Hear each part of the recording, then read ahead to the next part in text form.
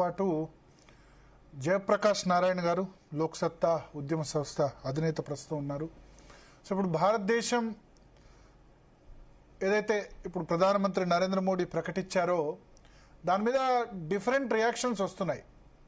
అంటే దేశ ఆర్థిక పరిస్థితి 12 సంవత్సరాలు అధికారంలో ఉన్న తర్వాత ఈ విధంగా తయారైందా, లేకపోతే అన్ని దేశాల పరిస్థితి ఇదే విధంగా ఉందా, ఇది నీడ్ ఆఫ్ ది అవరా, ప్రధానమంత్రి మాటను ఎంతమంది ప్రజలు పట్టించుకునే అవకాశం ఉంది, ఈ దిశగా అంటే పెట్రోల్ డీజిల్ సంబంధించి దాని యూసేజ్ తగ్గించాలని చెప్పడం, లేకపోతే గోల్డ్ బయింగ్ చేయొద్దు అని చెప్పడం, ఇవి దేశానికి ఎంత మేరకు ఉపయోగపడతాయి, ఈ విషయాల మీద మాట్లాడదాం ఆయనతో.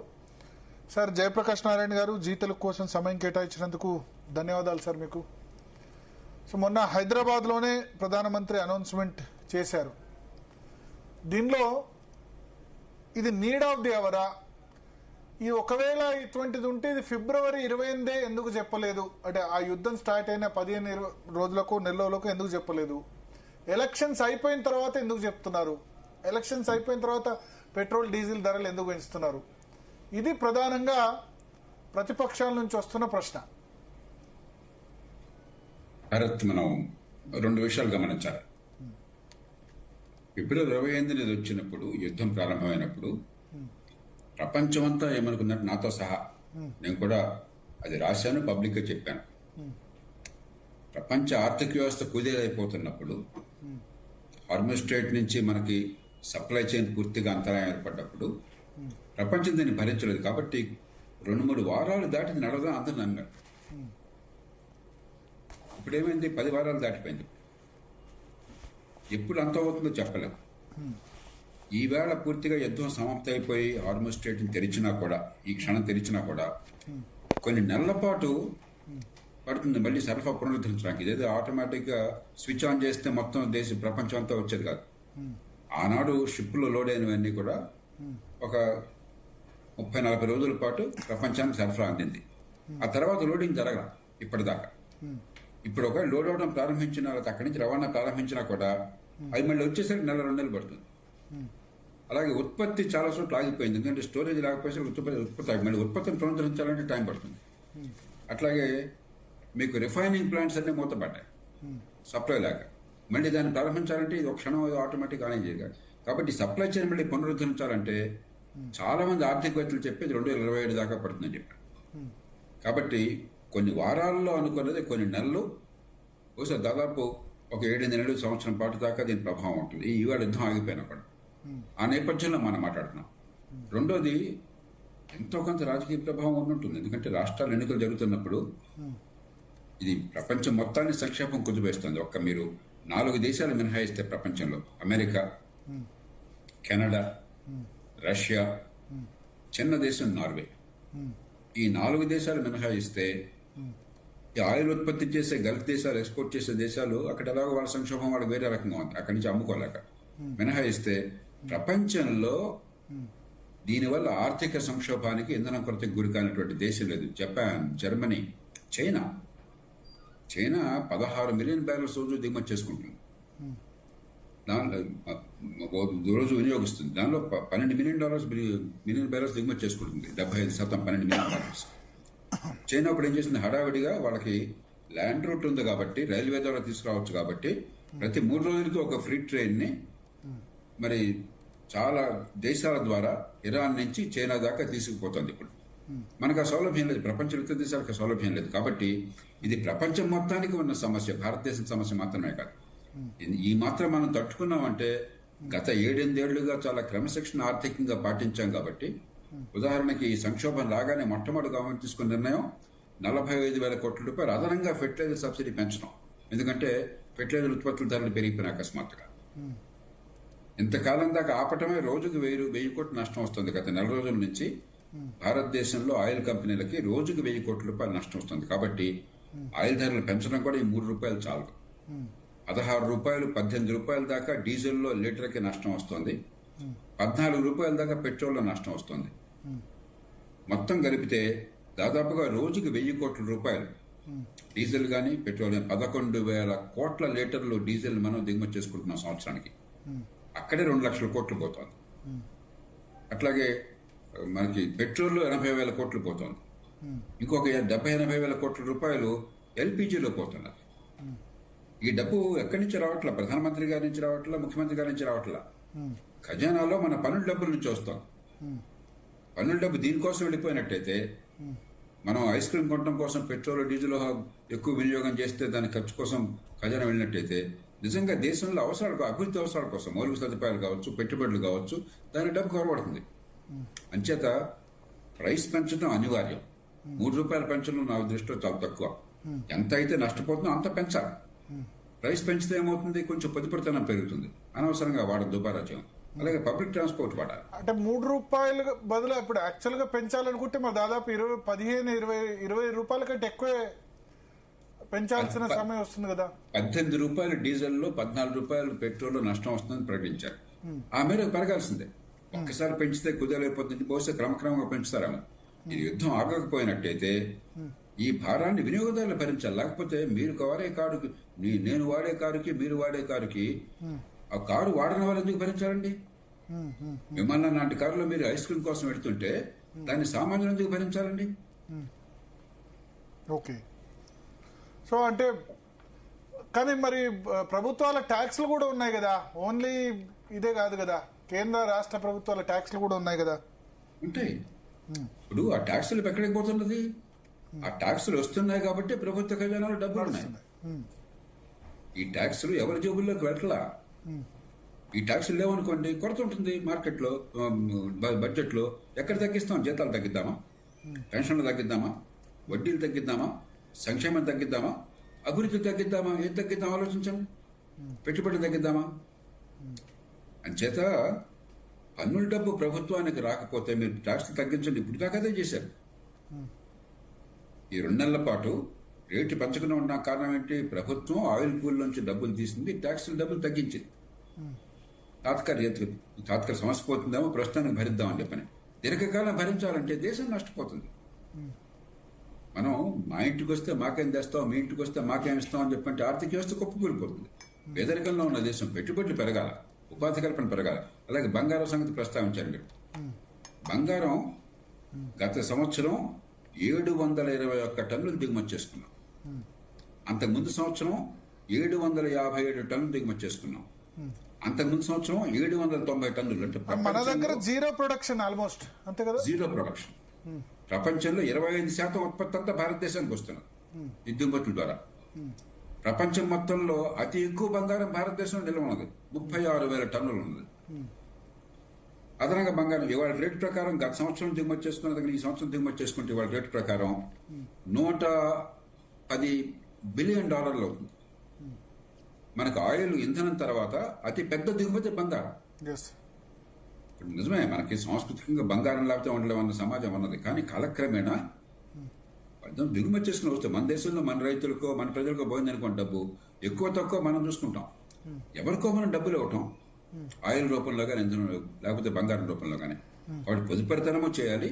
ఆయిల్ విషయంలో పొదుపరితనం చాలదు, పెద్ద ఎత్తున ఎలక్ట్రిఫికేషన్ కావాలి. ఎలక్ట్రిక్ కార్లు 5-10 ఏళ్ల తర్వాత ఎలక్ట్రిక్ కార్లు తప్ప ఇంకోటి లేని పరిస్థితి ఉత్పత్తి చేసాం అనుకోండి మనం.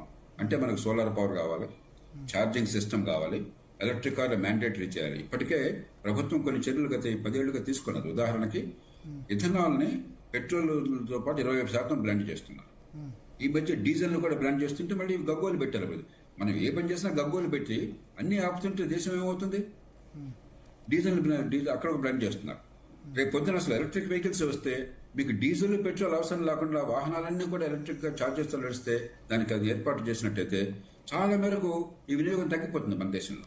అప్పుడు దిగుమతులు ఒకటి రేపు పొద్దున ఇరాన్ వార్ లాంటిది మరొకటి వచ్చినా, లేకపోతే గల్ఫ్లో ఇంకొక చోట మరొక చోట, మరి బాబెల్ మండాస్ అని చెప్పని మీకు ఎర్ర సముద్రంలో మనకు ఒక స్ట్రేట్ ఉన్నది, అక్కడ అడ్డుకున్నారు అనుకోండి, అక్కడ అడ్డుకున్నా ఇంకేమైనా దేశానికి భయం ఉండదు. కాబట్టి 5-10 ఏళ్ళలో ఆ మార్గానికి వెళ్ళాలి మనం. ఒక యుద్ధ ప్రాతిపదికన యుద్ధం ఒక దేశం సర్వైవల్ యుద్ధం అన్నప్పుడు ఆధారపడ్డప్పుడు దేశం ఎలా స్పందిస్తుందో ఇవాళ ప్రపంచ ఆర్థిక వ్యవస్థ, మన ఆర్థిక వ్యవస్థ దీని మీద ఆధారపడదు.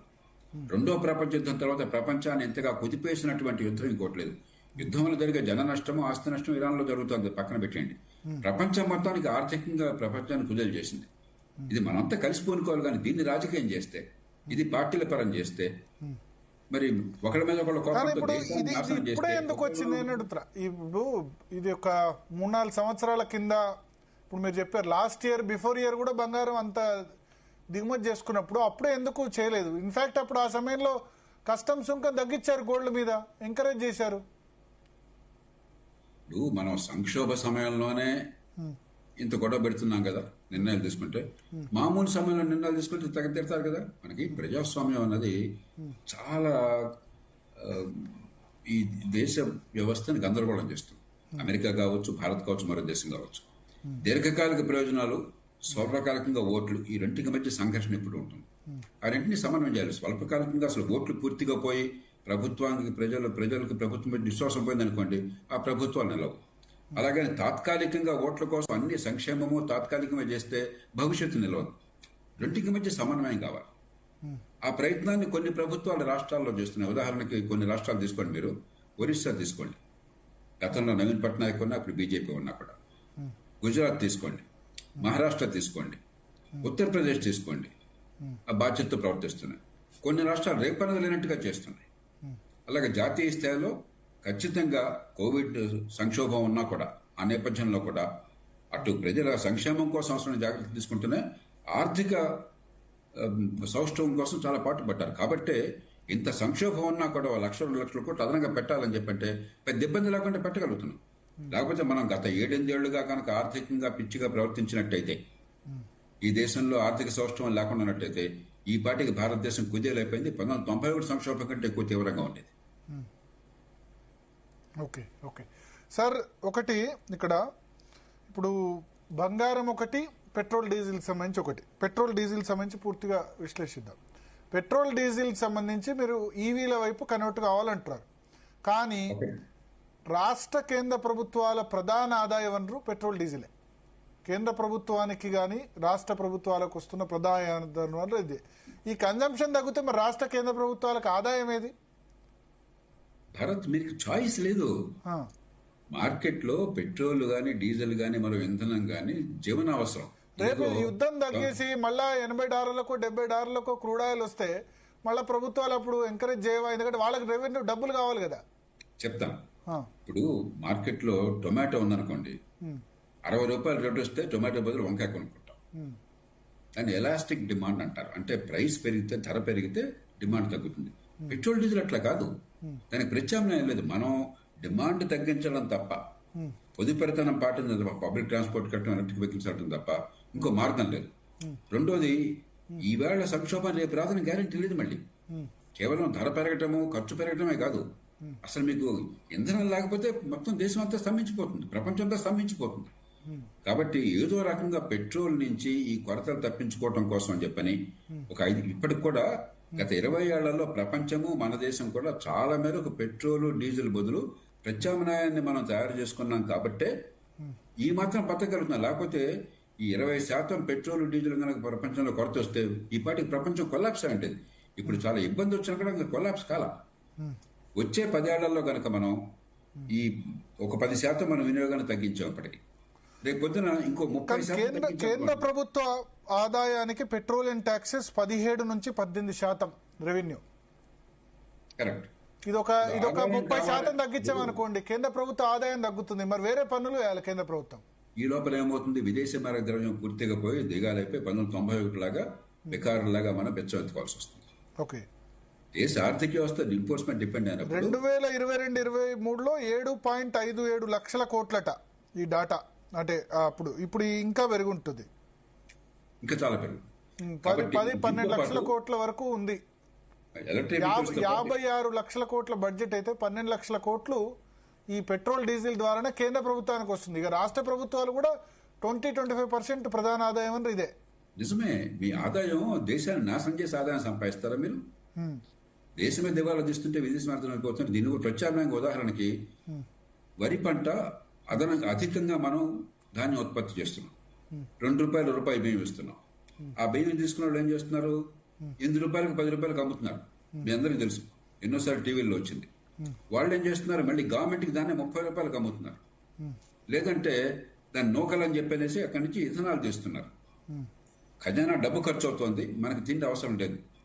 దానికి బదులు వరి పంట బదులు ప్రభుత్వమే బలవంతంగా కొనాల్సి వస్తుంది ఎంఎస్పీ పేరుతో లక్షల కోట్లు దాన్ని ఖర్చు పెట్టాల్సి వస్తుంది. ఒక చిన్న పని చేసామనుకోండి, వరి పంట ఎంత ఉత్పత్తి అవసరం లేదు. ఆ వరి పంట బదులు నేపియర్ గ్రాస్ పండించవచ్చు. ఎకరాకు 160 టన్నులు వస్తుంది. దానికి అనుబంధంగా ఎల్పిజి కానీ లేకపోతే ఆయిల్ కానీ పరిశ్రమ పెట్టవచ్చు. అది సరిగ్గా ఏర్పాటు చేసినట్టయితే ఒక 16-18 మిలియన్ టన్నుల ఇంపోర్ట్ తగ్గిపోతుంది. ఒక పక్కన ఎలక్ట్రిఫికేషన్, ఒక పక్కన వ్యవసాయాన్ని, సూర్యరశ్మి పుష్కలంగా ఉంది, దేశంలో సారవంతమైన భూమి పుష్కలంగా ఉంది, వ్యవసాయం సంక్షోభంలో ఉంది. అన్ని సమస్యల పరిష్కారం కావాలని చెప్పంటే వ్యవసాయం నుంచి ఇంధనాన్ని తీయడం కోసం కొంతైనా సరే, అంతా చేయలేం, కొంత గణనీయంగా తీసామనుకోండి, అప్పుడు దేశం బాగుపడుతుంది. ఇవన్నీ దీర్ఘకాలిక ప్రణాళికలు వేసి ఖచ్చితంగా దాన్ని అమలు చేయాలి. ఇప్పుడు చైనా ఏం చేసింది? అద్భుతంగా ఎలక్ట్రిఫికేషన్ అమలు చేసింది. కాబట్టి ఈవేళ ఈ సంక్షోభం ఉన్నా కూడా 3-4 ఏళ్లలో చైనాలో ఇంకా పెట్రోల్ వెహికల్స్ ఉండవు. నేను గ్యారంటీ ఇస్తున్నాను, ఇక్కడ కూర్చొని చెప్తాను మీకు. డీజిల్ పెట్రోల్ వెహికల్స్ ఉండవు. మనం ఆ రకంగా ఎలక్ట్రిఫికేషన్కి వెళ్ళాలా, వ్యవసాయాన్ని ఇంధనం కోసం మార్చుకుని ఏర్పాటు చేయాలి. అలా కాకుండా పెద్దానికి మనం గందరగోళం చేస్తే, ప్రపంచ సంక్షోభం వస్తే, దేశం కుదేలైపోతే, సర్వనాశనం అయిపోతే అదే మనం కోరుకోవాల్సింది. ఆర్థిక అభివృద్ధి ఎట్లా వస్తుంది, సంపద ఎట్లా సృష్టిస్తాము, దేశ భవిష్యత్తును ఎట్లా కాపాడతాము. ఓకే. సో సార్, ఇప్పుడు పెట్రోల్ డీజిల్ సంబంధించి దీని ద్వారా వచ్చే రెవెన్యూ లోటు ఎట్లా భర్తీ చేసుకోవచ్చు రాష్ట్ర కేంద్ర ప్రభుత్వాలు? అందరం కూర్చొని ఆలోచిద్దాం. వేరే పనులు వేద్దాం అవసరం అయితే పరిస్థితిని బట్టి. ముందు ఆర్థికంగా పెంచుతాం దేశాన్ని. అంతేగాని పెట్రోల్ డీజిల్ మీద పన్నులు వస్తాయి కాబట్టి ఇంపోర్ట్స్ ఎంత రేట్ అయినా కొనుక్కుని సంక్షోభం వస్తే దానికోసం అని చెప్పిన మనం బాధలు అనుభవించి దేశ ప్రయోజనం లేకుండా ఎక్స్పోర్ట్స్ ఖర్చు పెడదాం, ఇంపోర్ట్స్ ఖర్చు పెడదాం అని చెప్పినట్టయితే దేశం ఉన్న కొద్దికి స్తబ్దమైపోయి మళ్ళీ $60-70 వస్తే అప్పుడు మళ్ళీ చేయాల్సిన అవసరం ఉందా? అప్పుడు కన్జంప్షన్ పెంచే, ఎందుకంటే ఇప్పుడు ఐఓసి కానీ బీపీసీఎల్ కానీ హెచ్పిసిఎల్ కానీ మొన్నటి వరకు మా దగ్గర కొనండి అని చెప్పి అప్పుడు క్రెడిట్స్ కూడా ఇచ్చాయి పెట్రోల్ బంక్ ఓనర్స్కి. ఇప్పుడేమో మూసుకుంటారు, క్రెడిట్ లేదు ఏం లేదని ఇప్పుడు అంటారు. భారత్ ఇవన్నీ ఉంటాయి. సప్లై చైన్ లో డిమాండ్ సప్లై మారుతుంటుంది. కానీ సున్నాకి వెళ్ళబోట్లే మనం.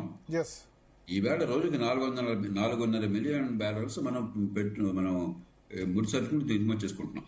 ముడి ఆయిల్ని, క్రూడ్ ఆయిల్ని 4.5 మిలియన్ బ్యారల్స్. నేను చెప్పేది 1 మిలియన్ బ్యారల్స్ తగ్గించామనుకోండి, అది 3-3.5 మిలియన్ బ్యారల్స్ కలిగింది అనుకోండి, పనిలో పూర్తిగా పోవట్లా. కానీ ఒక 20-25% తగ్గించగలం ఖచ్చితంగా. తగ్గించామనుకోండి, లేకపోతే ఇలాంటి సంక్షోభం వచ్చినా తట్టుకోగలం. అంటే ఎంత ఎలక్ట్రిక్ వెహికల్స్ వచ్చినా ఇప్పుడు మేజర్ గా కన్జంప్షన్ అనేది లారీలు ఇటువంటివి కదా, బస్సులు. సరే, బస్ అంటే ఈవీస్ వస్తున్నాయి. ఇప్పుడు మామూలుగా టూ వీలర్స్ కానీ ఎలక్ట్రిఫికేషన్ వస్తుంది. దానికి కూడా ప్రపంచం అంతా ఎలక్ట్రిఫికేషన్ వస్తుంది. రెండోది బయోఫ్యూయల్. ఇందాక చెప్పాను, వ్యవసాయం నుంచి ప్రపంచంలో అతి ఎక్కువ వ్యవసాయ భూమి ఉన్న దేశం భారతదేశం. 40 కోట్ల ఎకరాల వ్యవసాయ భూమి ఉన్నది. పుష్కలంగా సూర్యకాంతి ఉన్నది. దాని నుంచే మనకి సంపద వచ్చేది.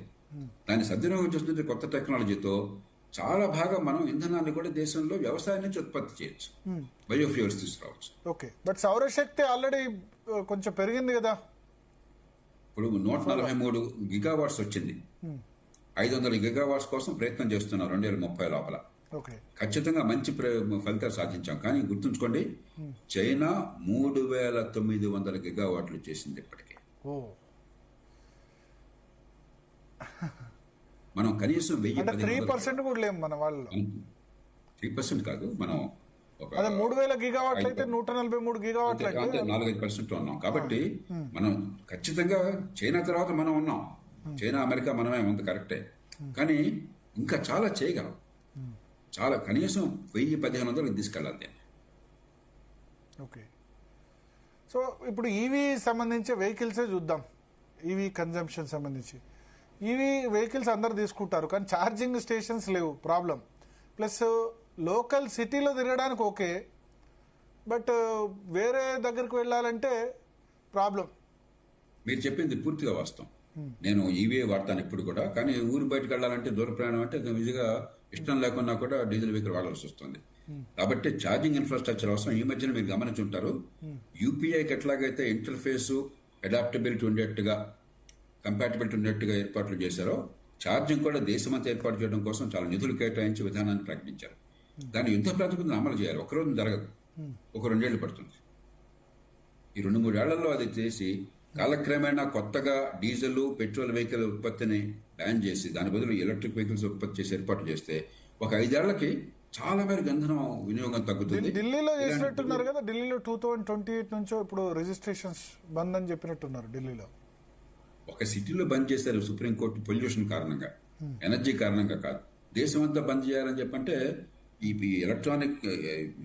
ఎలక్ట్రిక్ వెహికల్స్ తీసుకొచ్చి ఛార్జింగ్ సిస్టమ్ పెట్టకుండా మన సాధ్యం. ఇది విత్తు ముందా చెట్టు ముందా కొన్ని ప్రయత్నాలు జరుగుతున్నాయి. వాటిని వేగిరం చేయాలి. ఒక యుద్ధ ప్రాతిపదికన ఇది జీవనమరణ సమస్య జాతికి. ఆ రకంగా దృష్టిలో పెట్టుకుని మనం చేయాలి. ఓకే. సో ఒకటి, ఇప్పుడు ఈ ఎకో సిస్టమ్ మీద ఆధారపడ్డ వాళ్ళు ఏంది, పెట్రోల్ బంకుల మీద చాలా మంది ఆధారపడ్డారు. సమస్య ఉంటుంది. ప్రత్యామ్నాయాలు ఛార్జింగ్ స్టేషన్లు పెట్టుకోమందాం, మరొకటి చేయమందాం. ఇప్పుడు టెక్నాలజీ మారుతున్నప్పుడు, పరిస్థితులు మారినప్పుడు కొన్ని గతంలో రిక్షాలు ఉండేవి. మా చిన్నప్పుడంతా రిక్షాలు వెళ్ళేవాళ్ళం. ఇప్పుడు రిక్షాలు లేవు. ప్రత్యామ్నాయం ఇంకోటి వస్తుంది. అంటే ఢిల్లీ లాంటి సిటీల్లో ఈ రిక్షాలు పెట్టుకుని నడుపుతున్నారు ఇంకా. ఎగ్జాక్ట్లీ. అలాగే ర్యాపిడోలు వస్తున్నాయి, టూ వీలర్స్, ఈ సైకిల్స్ పెట్టుకోవచ్చు. అలాగే సిటీలో పబ్లిక్ ట్రాన్స్పోర్ట్ బాగా ఇంప్రూవ్ చేసాం అనుకోండి. ప్రైవేట్ హైదరాబాద్ సిటీ తీసుకోండి, 81 లక్షల వెహికల్స్ ఉన్నాయి ప్రైవేట్ వెహికల్స్. న్యూయార్క్ కంటే, లండన్ కంటే, షాంఘై కంటే హైదరాబాద్లో ఎక్కువ వెహికల్స్ ఉన్నాయి. ఎందుకని? గతి లేక, డబ్బుంది కాదు. వాళ్ళకంటే మనం చాలా పేద నగరం అది, వాళ్ళందరూ చాలా సంపన్న నగరాలు. లండన్ కంటే న్యూయార్క్ కంటే మనకి ఎందుకు అవసరం అయింది? లేదు కాబట్టి. మెట్రో బొమ్మన్నారు, మెట్రోలో ప్రధానమంత్రి బొమ్మన్నారు, కానీ చాలా ఏరియాలో మెట్రో కనెక్టివిటీ లేదు. మణికొండలో నేను ఉంటా, మణికొండ నుంచి మెట్రో స్టేషన్ పోవాలంటే 10-12 కిలోమీటర్ల వరకు మెట్రో లేదు. ఎగ్జాక్ట్లీ. ఒకటి, ఈ first mile last mile connectivity లేదు. 2, మెట్రో 22,000 కోట్లు ఖర్చు పెట్టిన తర్వాత అదనంగా కోచెస్ కొనడానికి 300 కోట్లు ఖర్చు పెట్టక మెట్రో కిక్కిస్ నడుస్తోంది, ఫ్రీక్వెన్సీ పెంచలేకపోతున్నాం. అంటే ఈ మూర్ఖత్వాన్ని పక్కన పెట్టాలి. ఇంకో 1,00,000 కోట్లతో మళ్ళీ మెట్రో పెడతా ఉంటున్నారు. ఉన్న మెట్రో వాడేది లేదు సరిగ్గా. కాబట్టి వనరులు సద్వినియోగం, ఫ్రీక్వెన్సీ పెంచమంటారు. ఫ్రీక్వెన్సీ పెంచాలి, ఇంటిగ్రేషన్ కావాలా. ఆర్టీసీ, మెట్రో, ఎంఎంటీఎస్, మీరు చెప్పిన first and last mile connectivity పెట్టాలా. దాన్ని ప్రైవేట్ సెక్టర్తో అనుసంధానం చేయాలి. మా ఇంటి నుంచి బయటకు వెళ్ళాలంటే అన్ని ఆర్టీసీ బస్సులే కాదు, సందుల్లో గొంతుల్లో ర్యాపిడోలు పెట్టండి, స్కూటర్లు పెట్టండి, లేకపోతే చిన్న చిన్న ఆటోలు పెట్టండి, రకరకాల పెట్టండి, ఎలక్ట్రిక్గా ఉండే పెట్టండి. ఆ లింక్ చేయండి. కొత్త టెక్నాలజీతో అన్నీ సాధ్యం. అరే ప్రైవేట్ సెక్టర్లో మీకు ఓలా కానీ లేకపోతే ఊబర్ కానీ వాడు అన్నీ కూడా కలిపేసి మీకు ఆన్లైన్ పెట్టగలిగితే మనం ఆన్లైన్ సంధానం చేయలేమా? మాత్రం ఎంత టెక్నాలజీ గురించి మాట్లాడుతున్నాం మనం. పెద్ద ఖర్చు ఉండదు, అంత 1-2 కోట్ల రూపాయలతో చేసేయచ్చు. మనసు ఉండాలి, ఇది పట్టుదలతో చేయాలి. ఇప్పుడు చేయకపోతే ఎట్లా? సంక్షోభం వచ్చాక పాల్ రోమన్ అని ఒక నోబెల్ ప్రైజ్ పొందిన ఆర్థికవేత్త అన్నాడు, ఒక సంక్షోభం గొప్ప మార్పుకు అవకాశం. A crisis is a terrible thing to waste అన్నాడు. ఈ సంక్షోభాన్ని అవకాశంగా మార్చుకుంది. సో ఇది ఎప్పుడు కూడా టెంపరీ మెజర్ ఏం కాదు. పెట్రోల్, డీజిల్ సంబంధించి, క్రూడ్ ఆయిల్ సంబంధించి మనం తగ్గించుకోవాల్సిందే. దీని మీద రిలయబిలిటీ ఒక 20-25 ఏళ్లలో పెట్రోల్, డీజిల్ కాలం చెల్లింది. ఇదంతా కూడా ఈ 20-30 ఏళ్ల పాటు, 20-30 ఏళ్ళు మనం 10 ఏళ్లకు కుదించేసి వేగరించేద్దాం. మన దేశానికి మంచిది. ఎవరికో మన డాలర్లు ఇచ్చే బదులు మన దేశంలోనే ఉత్పత్తి అయినట్టయితే విద్యుత్ కావచ్చు, బయోఫ్యూయల్ కావచ్చు, మరొకటి కావచ్చు, మన ప్రజలకి వెళ్తుంది కదా డబ్బంతా. సార్, మన దేశంలో క్రూడ్ ఆయిల్ నిల్వల్ని మనం ఎందుకు ఇప్పుడు అండమాన్లో నిక్షేపాలు కనుగొన్నాం, కేజీ బేసిన్లో నిక్షేపాలు కనుగొన్నామని అంటున్నారు. బట్ ఎందుకు ఎక్స్ప్లోరేషన్ జరగట్లేదా? పెద్దగా ఫస్ట్ ఆఫ్ ఆల్ పెద్దగా లేదు. రెండోది, దానికి లక్షల కోట్లు పెట్టుబడి పెట్టాల్సి వస్తుంది. మూడోది, సౌదీ అరేబియాలో మీరు ఆయిల్ ప్రొడ్యూస్ చేయాలంటే $10 ఒక బ్యారెల్కి ఉత్పత్తి చేయొచ్చు. బహుశా $7 కూడా చేయొచ్చు. రేపు పొద్దున మనం $50 ఉత్పత్తి చేయమనుకో, $40 ఎవరు రాడు పెట్టుబడి పెట్టేవాడు. నాకు $10 ఉత్పత్తి చేస్తే నీ దగ్గర ఎందుకు వస్తానా, ఎంత ఖర్చు పెట్టని చెప్పాను. కాబట్టి పెద్దగా అవకాశం లేదు. ఇంకేమైనా ప్రయత్నం చేయొచ్చు, కానీ నా దృష్టిలో భారతదేశం ప్రస్తుతం ఉన్న పరిస్థితులు దాని మీద మనం వెళ్ళి వేరే దేశాల్లో ఎక్స్ప్లోరేషన్ పెట్టి అది సొంతం చేసుకోవచ్చు కదా. వెనిజులా లాంటి చేస్తున్నాం, కానీ దీర్ఘకాలంలో అది పరిష్కారం కాదు. ఖచ్చితంగా అంత చేస్తున్నాము, అక్కడ ఆయిల్ ఫీల్డ్స్ ఉంటే ఉపయోగించుకుంటున్నాం. కానీ ఇప్పుడు మనకి మీరు అన్నట్టు ఇందాక చెప్పారు, మీరు సప్లై గ్లట్టుంటేనేమో ప్రైస్ పడిపోతుంది, సప్లై కొరతుంటేనేమో ఆకాశాన్ని అంటుతుంది ప్రైస్. మనం ఎంత చేసినా కూడా 45 లక్షల బ్యారెల్స్ రోజు దిగుమతి చేసుకుంటుంటే, మీరు ఇవన్నీ చేస్తే 50,000 బ్యారెల్స్, 30,000 బ్యారెల్స్, 45 లక్షలు ఎక్కడ, 30-40 ఎక్కడ?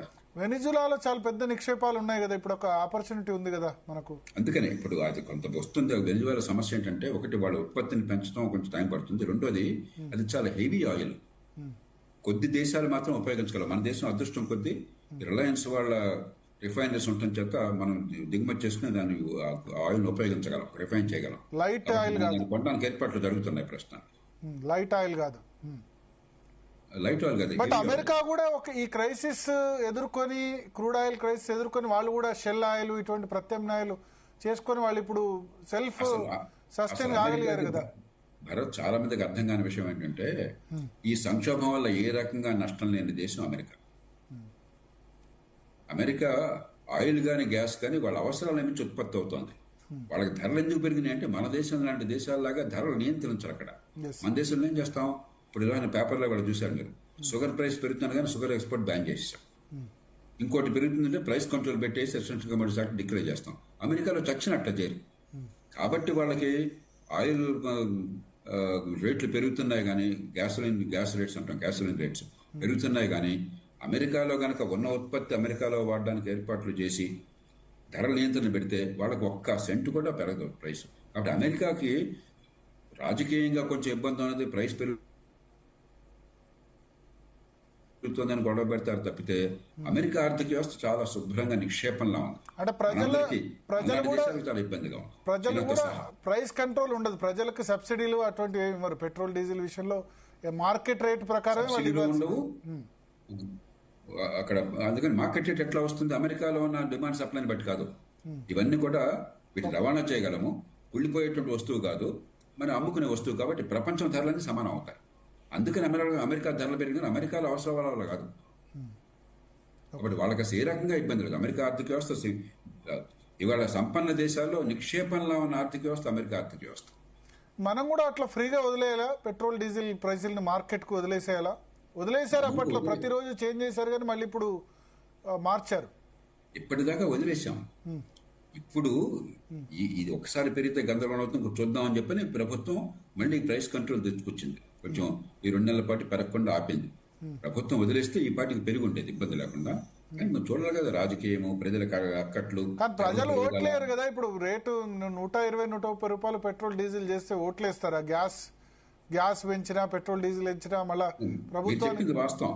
ప్రజాస్వామ్యంలో దీర్ఘకాల ప్రయోజనం కోసం నిర్ణయాలు తీసుకుంటే స్వల్పకాలంలో ఓట్లు పోతాయి.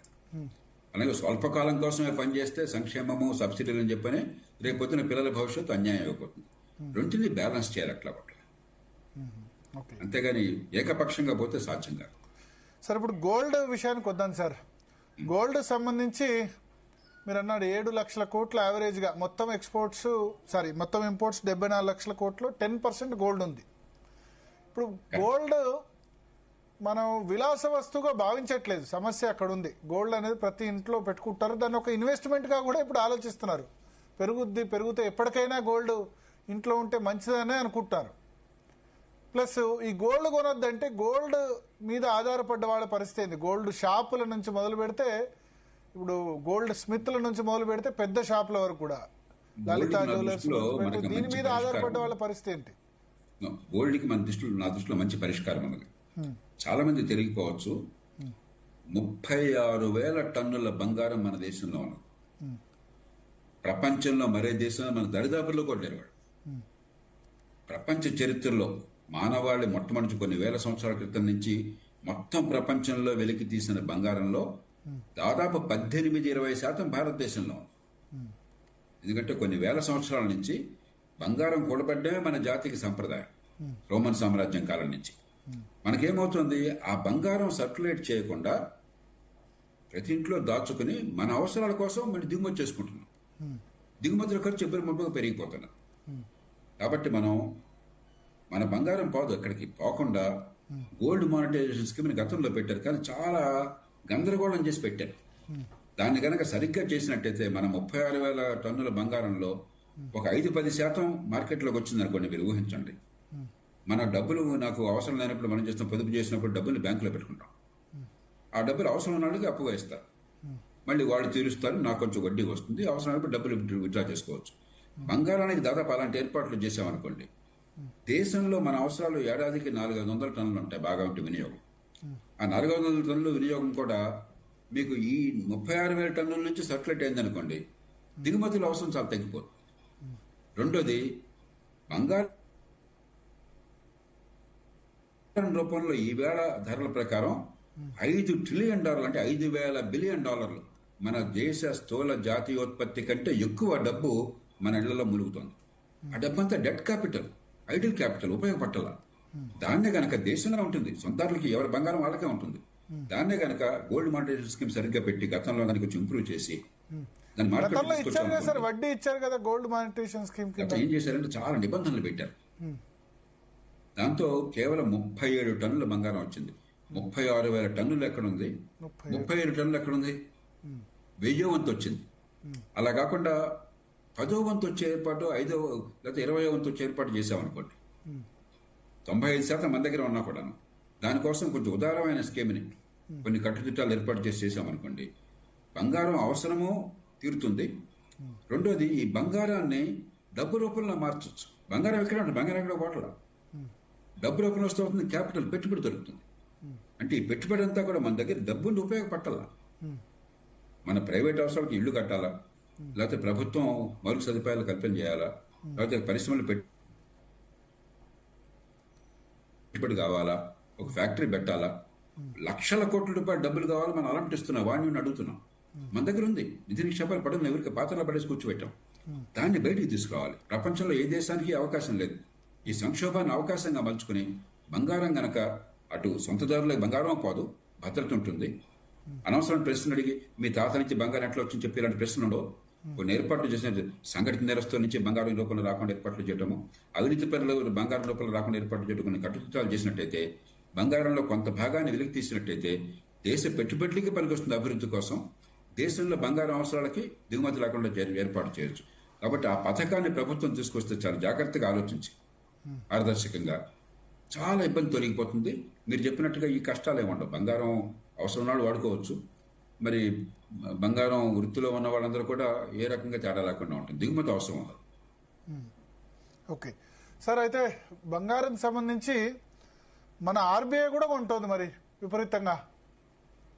అంటే ఆర్బీఐ ఏంటంటే బంగారం ఫారెన్ ఎక్స్చేంజ్ కింద లెక్క. మన అదృష్టం కొద్దీ ఈ సంవత్సరం బంగారం ధర పెరిగింది కాబట్టి ఆర్బీఐ కొన్నదాని వల్ల మన ఫారెన్ ఎక్స్చేంజ్ పెరిగింది. రెండోది, అమెరికా లాంటి దేశాలు సడన్గా ఎప్పుడు ఆంక్షలు పెట్టేస్తున్నాయి.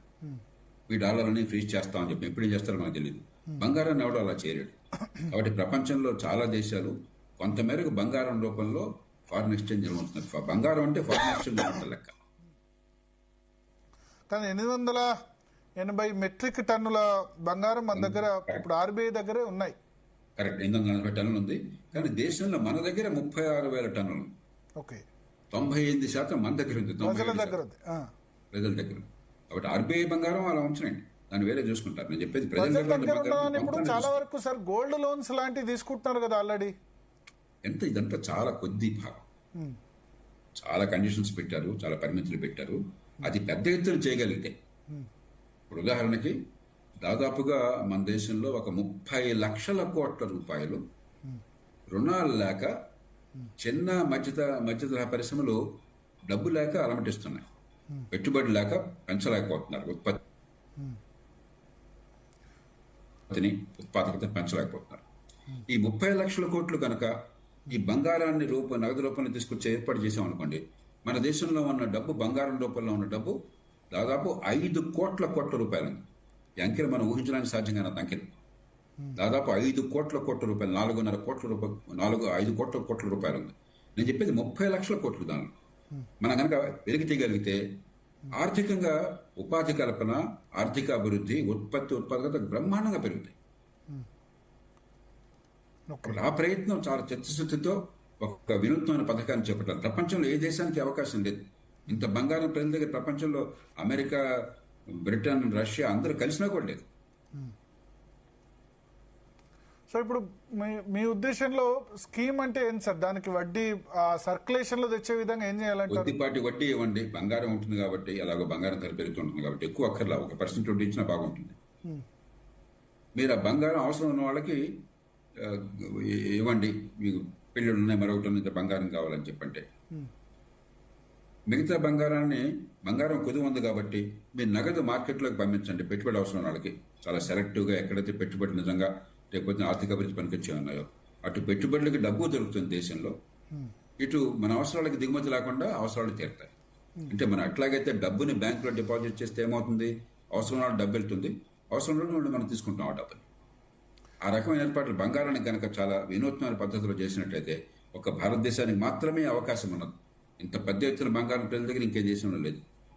కానీ ప్రజలు ఆ విధంగా యాక్సెప్ట్ చేసే అవకాశం ఉందా? తమ దగ్గర ఉన్న బంగారం నిల్వల్ని బయటకు చెప్పే అవకాశం ఉందా? చెప్పడానికే కదా ఇక్కడ సమస్య.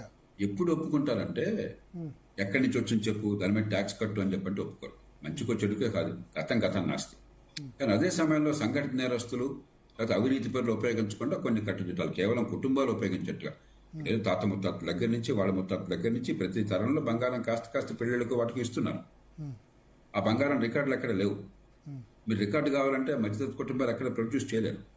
ఆ ఇబ్బందులు లేకుండా చేస్తే కొన్ని పరిమితులు, కొన్ని జాగ్రత్త ఆంక్షలు విధించి మొత్తం బంగారం అంట్లా నేను ఒక 5% బంగారం తీసుకురండి మార్కెట్లోకి. 5 ట్రిలియన్ల బంగారం ఉన్నట్టయితే 5% అంటే 250 బిలియన్ బంగారం అవుతుంది. $250 బిలియన్. అది ఆషామాషి కదా. 250 బిలియన్ అంటే దాదాపు 25 లక్షలు, 23 లక్షల కోట్ల రూపాయలు అవుతుంది. అది తీసుకురండి సార్. కానీ ఇప్పుడు బంగారం విలువ పెరగడం వల్ల మన ఫారెక్స్ రిజర్వ్స్ విలువ కూడా పెరిగింది కదా. కొంత పెరిగింది. ఎంత ఇప్పుడు మొత్తం $700 బిలియన్ ఉంది మనకి ఫారెక్స్ రిజర్వ్స్. దానిలో బంగారం రూపంలో $130-140 బిలియన్, ఒక 17-18% అన్నది. మొత్తం మీద ఫారెక్స్ నిల్వలు తగ్గపోతున్నాయి. ఎందుకంటే ఆయిల్ ఇంపోర్ట్స్ పెరగడం చేత మనకి ఫారెక్స్ తర్వాత విదేశాల నుంచి మనకు వచ్చే రెమిటెన్సెస్ తగ్గచ్చు. 1 కోటి మంది భారతీయులు, ప్రవాస భారతీయులు మీ గల్ఫ్ దేశాల్లో పనిచేస్తున్నారు. అక్కడ ఆర్థిక వ్యవస్థ అతలకొతలమైంది కాబట్టి అంత రెమిటెన్సెస్ రాకపోవచ్చు. కొంతమందికి ఉద్యోగాలు పోవచ్చు అక్కడ. ఈ 1 కోటి మంది కనుక కొంతమంది కానీ ఉద్యోగాలు పోతే రెమిటెన్సెస్ దాదాపు ఏడాదికి $80 బిలియన్ వస్తున్నాయి. అది ఆగిపోయింది అనుకోండి, మరింత కాయలే పడతాం మనం. ఓకే ఓకే సార్, ఇప్పుడు ఈ బంగారం సంబంధించి చాలా మంది గోల్డ్ సప్లై చైన్ మీద ఆధారపడి ఉన్నారు సార్. వాళ్ళ పరిస్థితి ఏంది? సంవత్సరం వరకు బంగారం వాళ్ళకే ఇబ్బంది లేకుండా అని చెప్పి దిగుమతులు అవసరం లేకుండా మిగతా సప్లై చైన్ కొనసాగిద్దాం. 36,000 టన్నులు మన దగ్గర ఉంటే దాన్ని ఉపయోగించకుండా సంవత్సరానికి 800 టన్నులు 1000 టన్నులు మనం కొనుక్కోవటం ఏమిటి? ఇంత ఖరీదైన విదేశీ మాధ్యమం ఖర్చు పెట్టి. కాబట్టి నేను చెప్పేదల్లా దిగుమతులు ఆపే ఇప్పుడు ఆల్రెడీ ఉన్న వాళ్ళు అమ్మాలి. బ్యాంకుల్లో లాగా పెట్టండి, మీ డిపాజిట్ పెట్టినట్టుగా. కానీ అదే బంగారం వాళ్ళకి రాదు కదా. ఇప్పుడు వాళ్ళు చేసిన ఇప్పుడు బిస్కెట్ల ద్వారా అది కాకుండా ఆభరణాల రూపంలో ఉన్నదాన్ని ఎట్లా? దానికి కూడా గోల్డ్ మానిటైజేషన్ స్కీమ్ లో పద్ధతి ఉన్నది. మీకు దాన్ని కడ్డీలుగా మారుస్తారు, వెరిఫై చేసే బ్యాంకులు మార్చి దాన్ని బిస్కెట్ల రూపంలో ఉంచుతారు, లేకపోతే గోల్డ్ బార్స్ రూపంలో ఉంచుతారు. మీకు మళ్ళీ బార్స్ తిరిగిస్తారు. మీకు లాభం ఏమిటి? బంగారం సురక్షితంగా ఉంటుంది. ఇక వేరే ట్యాక్స్ గొడవ లేదు. బంగారం ఇప్పుడు దాన్ని మనం రెగ్యులరైజ్ చేస్తున్నాము. మూడోది మీకు చిన్న వడ్డీ వస్తుంది. ఊరికే ఏ పని లేకుండా మూలపడి ఉన్నది. బంగారం విలువ అట్లానే పెరుగుతూ ఉంటుంది, వడ్డీ కూడా వస్తుంది అదనగా. ఓకే, కానీ ఇది టెంపరీ మెజరా పర్మనెంట్ మెజరా? ఎందుకంటే నరేంద్ర మోడీ సంవత్సరం వరకు అని చెప్పారు. అంటే ఆయన చెప్పింది ప్రస్తుతానికి కొనడం తగ్గించండి అన్నారు. ఆయన చెప్పింది తాత్కాలికం. నేను చెప్పేది ఒక దీర్ఘకాలికంగా కూడా ప్రణాళిక పెట్టచ్చు. మనకు ఉన్నటువంటి అపారమైన బంగారం నిల్వల్ని రోమన్ సామ్రాజ్యం కాలం నుంచి మనం ఏం చేసేవాళ్ళం అంటే నెమలి ఈకలు, కొన్ని ఖరీదైన దుస్తులు, తర్వాత పెప్పర్ లాంటి, మిరియాల లాంటి కొన్ని సుగంధ ద్రవ్యాలు, తర్వాత ఐవరీ, మన ఏనుగు దంతాలు, ఇలాంటివి వాళ్ళకి ఎగుమతి చేసి లగ్జరీ గూడ్స్. అక్కడి నుంచి బంగారము, వెండి అదే పనిగా తీసుకొచ్చేవాడు. ప్లైనీ అని చెప్పని అక్కడ చరిత్రకారుడు రాశాడు. వాపోయాడు, ఏంటి మన దేశంలో బంగారం అంతా కొట్టుకుపోతుంది భారతదేశం, ట్రేడ్ సర్ప్లస్ ఉంది. చైనా కొన్నట్టుగా అలాంటి ట్రేడ్ సర్ప్లస్ ఉంటుంది భారతదేశానికి. మనం వాళ్ళకి అమ్మేది ఎక్కువ, వాళ్ళు మనకి దిగుమతి చేసుకుని చాలా తక్కువ. ఇంత కొట్టుకుపోతున్నారు, మన సంపద అంతా ఇండియాకి చేరిపోతుందని చెప్పాను. ఆ రకంగా బంగారం మన దేశంలో 2000 సంవత్సరాల నుంచి మనకు చేరుతూ వచ్చింది ఈ దేశం. దాన్ని ఉపయోగంలో తీసుకురావట్లా మనం. అట్లా ఊరికే కూడబెడుతున్నాం, ఎల్లకాలం కూడబెడుతున్నాం. ఉపయోగంలో తీసుకొస్తే ఆర్థికాభివృద్ధి జరుగుతుంది, దిగుమతులు అవసరం ఉంటుంది, బంగారం దిగుమతి అవసరం ఉంటుంది. పొద్దున మనకి మిగతా ఆయిల్ కానీ మిగతావి కానీ ఒక 20 ఏళ్ళు పోయిన తర్వాత మనకి ఆయిల్ దిగుమతులు అవసరం ఉండదు. ఇతర దిగుమతులు తగ్గితే మన ఎగుమతులు పెరుగుతాయి. ఆనాడు కావాలంటే బంగారం మన మార్కెట్లో కొనుక్కుందాం, ఇంకా అదనంగా కావాలంటే. సార్, ఇప్పుడు ఇది పెరగడం అన్నది ఇన్వెస్ట్మెంట్ ఆప్షన్ గా చేయడం వల్ల జరిగిందంటారా? గోల్డ్ ధర కానీ ఇవి కానీ దాని ఒక ఇన్వెస్ట్మెంట్ గా చూస్తున్నారు. ఇన్వెస్ట్మెంట్ అంటే రోజు 20 రూపాయలు బంగారం, 100 రూపాయల బంగారం కూడా కొంటున్న వాళ్ళు ఉన్నారు. ఎప్పటికైనా బంగారం అయితే భూమి బంగారం ఈ 2 వాల్యూ ఎప్పటికీ తగ్గదని అనుకుంటున్నారు. ఇప్పుడు ఈ మార్కెట్, అంతర్జాతీయ మార్కెట్ ఎట్లా ఉంటుంది అన్నది మన ఊహకు కూడా కట్టదు. ఎవరో కొంతమంది బలమైన ట్రేడర్స్ మార్కెట్ మొత్తాన్ని శాసిస్తారు. కొంతమంది కూడబెడతారు. ఇది కావచ్చు, ఇతర మెటల్స్ కావచ్చు, సడన్ గా పెరిగిపోతుంటాయి వాడు కూడబెట్టగానే, ఒకప్పుడు సడన్ గా పడిపోతుంటాయి. కాబట్టి అంతర్జాతీయ మార్కెట్లో కొంతమంది ఈ బంగారం కానీ ఇతర కమోడిటీస్ కానీ పూర్తిగా వాళ్ళ కబ్జాలో ఉంది. వాళ్ళు లక్షల కోట్ల లెవెల్లో వాళ్ళు కొనటాలు అమ్మటాలు అంతా ఆన్ పేపరే జరుగుతూ ఉంటుంది మరి అనుక్షణం. కాబట్టి ఖచ్చితంగా ఈ బంగారం వినియోగం కోసం ధర పెరగల. ఇంత డిమాండ్ పెరిగిందంటే స్పెక్యులేషన్తో పెరిగింది వివిధ కారణాల వల్ల. దానికి చాలా మంది చాలా వ్యాఖ్యానాలు చేస్తున్నారు. ఎందుకు పెరిగిందని చెప్పిన చాలా లిటరేచర్ వస్తుంది. ఏది కారణమో మనం కాలక్రమేణా కానీ తెలియదు మనకి. వివిధ కారణాల వల్ల పెరుగుతున్నది. మళ్ళీ ఈ మధ్య తగ్గుముఖం పట్టింది. మళ్ళీ ఆ పెరగడం కొంచెం ఆగిపోయింది ఇప్పుడు మరి. అంచేత దీర్ఘకాలంలో బంగారం పెరుగుతున్నా కూడా స్వల్పకాలంలో కొంచెం హెచ్చుతగ్గులు ఉంటుంటాయి. కానీ ఉమెన్ చాలా పెద్ద దీంతో డిసప్పాయింట్ గా ఉండరా? బంగారం అంటే ప్రీతిపాత్రం కొనొద్దు. అందుకని బంగారం మన కుటుంబాల నుంచి బంగారం తీసేస్తామంటే ప్రజలు తిరుగుబాటు చేస్తారు. ఏ ప్రభుత్వం బతకదు. చెప్పేది మీ బంగారం మీ దగ్గర మీదే ఉంటుంది. కొనొద్దు అంటే మీ బంగారం మీదే ఉంటుంది. టైం వచ్చినప్పుడు కొందరు అంటున్నాం. మనం కొనొద్దు అంటారు కదా, అవసరం కోసం కొనమంటున్నాం. దానికోసం ఉన్న బంగారాన్ని ప్రభుత్వం ఏర్పాటు చేసి ఒక బ్యాంకింగ్ చేసినట్టయితే దిగుమతి అవసరం లేకుండా ఉన్న బంగారం ఇప్పుడు 36,000 టన్నులు ఉంటే ఒక 400 టన్నులు బంగారం వినియోగం కోసం మన పెళ్లిళ్ళకి పేరెంటాలకు అవసరమైతే ఆఫ్టర్ ఆల్ దీనిలో మనకి ఎంత 36,000 టన్నుల్లో 400 టన్నులు అంటే 1% అవసరం. 1% బంగారం కోసం మనం బయట నుంచి కొన్న అవసరం లేదు. ఉన్న బంగారాన్ని ఉపయోగించుకుంటే చాలా తేలిగ్గా ఈ 1% అవసరాన్ని తీర్చవచ్చు. సో ఒకటి సార్, ఈ సప్లై చైన్ డిస్రప్షన్స్ ఇవన్నీ అయితే ఏం రావు. ఇది చేసినా సరే దీని మీద ఆధారపడి ఉన్న వాళ్ళ ఉద్యోగాలు, ఎందుకంటే చాలా మందికి ఉద్యోగాల కల్పన కూడా జరుగుతుంది సెక్టార్లో. బంగారం విషయంలో మనకు బాధ లేదు. మన దగ్గర తక్కువ కొనుగోలు చేశారనుకోండి, ఇంతమంది ఎంప్లాయీస్ అవసరం లేదు కదా. ఇప్పుడు లలితా జ్యువెలర్స్ అనుకోండి, లేదు కొత్తగా కొనే బంగారం, దిగుమతి చేసుకునే బంగారం మనకు అవసరం లేదు.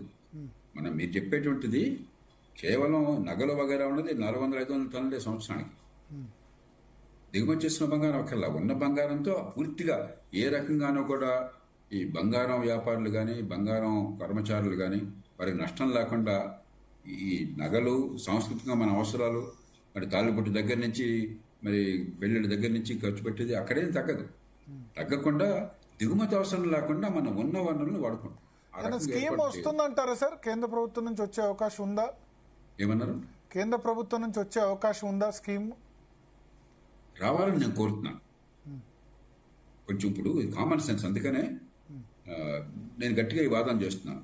ఈవేళ ఇప్పుడెప్పుడు చూసిన పత్రికలో కొందరు ఆర్థికవేత్తలు కూడా ఇదే ప్రతిపాదన చేశారు.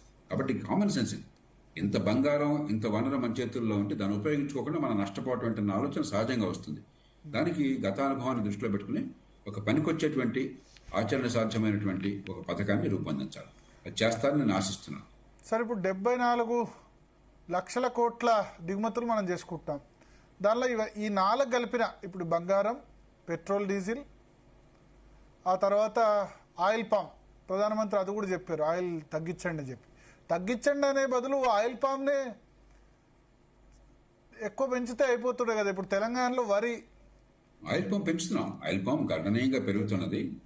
ప్రభుత్వం అనుకున్న స్థాయి లేదు కదా సార్. ఇప్పుడు 1 కోటి ఎకరాలు ఉంటే ఆయిల్ పామ్ ఏంటంటే ఇవాళ పంట వేస్తే మీకు 4-5 ఏళ్ళు పడుతుంది ఉత్పత్తి రావడం.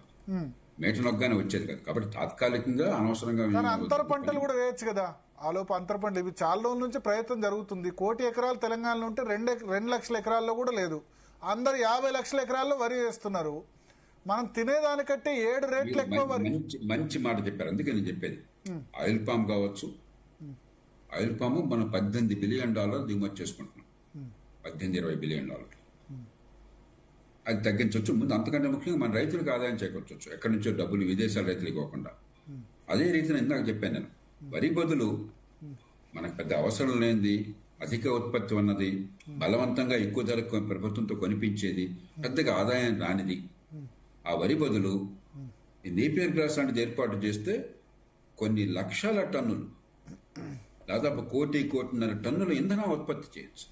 కాబట్టి మన వ్యవసాయాన్ని అటు ఆయిల్ పామ్ కావచ్చు, ఇటు ఇంధనం కావచ్చు, దానికి సరిగ్గా ఉపయోగించుకుంటే రైతులకు ఆదాయం పెరుగుతుంది, విదేశాల నుంచి దిగుమతులు తగ్గిపోతాయి, ప్రభుత్వం బలవంతంగా ఖజానా డబ్బు ఖర్చు పెట్టి సేకరించాల్సిన అవసరం ఉండదు, వాతావరణ కాలుష్యం పోతుంది. అన్ని రకాలుగా అన్ని ప్లస్ విన్. కానీ ఒక పకడ్బందీగా ఎందుకు ఫాస్ట్ గా రావట్లేదు సార్? ఇప్పుడు తెలంగాణ, ఆంధ్రప్రదేశ్ లోనూ ఉన్నది ఎక్కువ, ఆంధ్రప్రదేశ్ లో ఎక్కువ ఆయిల్ పామ్ సంబంధించి.